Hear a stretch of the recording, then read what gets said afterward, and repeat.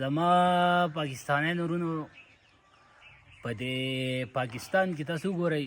ډېر ګډوډ حالات دي او څوک الیکشن مني او څوک یې نه مني. خو زه حیران دا یم چې د پي ډي ایم والا څوک به د میډیا باندې سوشل میډیا باندې تاسو وګورئ هر یو پي ډي ایم والا خلک انټرویو نه لري، خو دا تپوس ته اړوله کوي نه چې بهی دا وایي چې یاره موږ ته پول بینچ کښېنوئ. نو دا تپوس ته ولې نه کوي چې بهی تاسو د عدم اعتماد چې راوړو په کوم قانون دا تاسو راوړو؟ نو په خپله به ده ووایي چې یاره بهی عدم اعتماد خو په قانون کې دي. نو چې په آیین کې عدم اعتماد دی نو ولې عدم اعتماد په دغه کې نه وي، دا په آیین کې دام دي چې